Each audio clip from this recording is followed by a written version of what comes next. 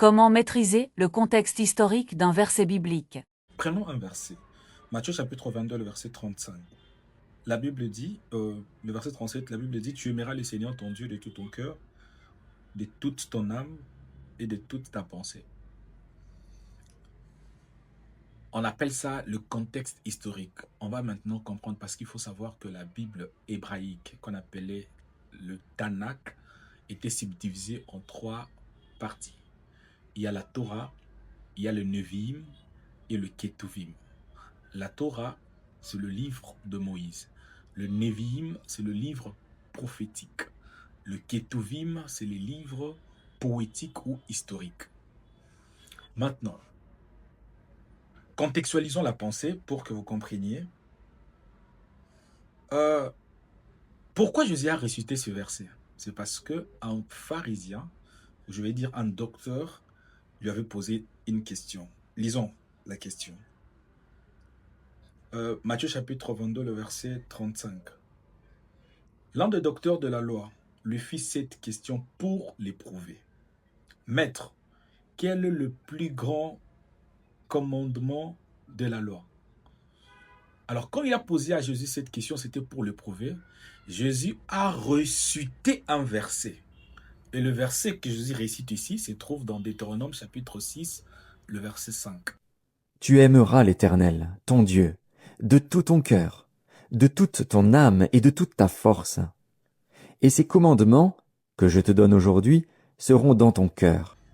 Question. Jésus a-t-il prêché ou il a répondu à une question tout en récitant le verset? Il a récité un verset de la loi. C'est ça. Il faut lire au début. Maître, quel est le plus grand commandement de la loi? Le plus grand commandement de la loi. Et Jésus a récité un verset qui se trouve dans Deutéronome chapitre 6, le verset 5. Contexte historique. Jésus s'adressait à qui? À un docteur de la loi.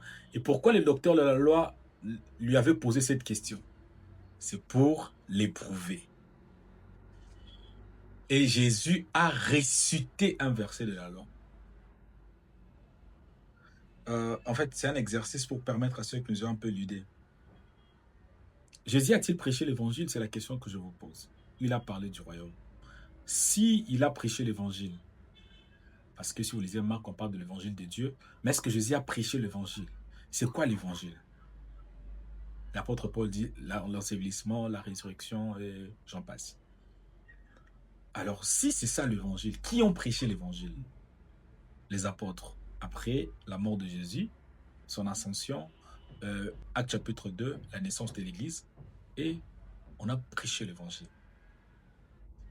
C'est quoi l'évangile? Il faut aussi préciser que Jésus a guéri Bartimée sans le sauver. En fait, la guérison de Jésus n'a pas sauvé Bartimée. Bartimée sera sauvé lorsqu'il croira en Jésus. On va continuer.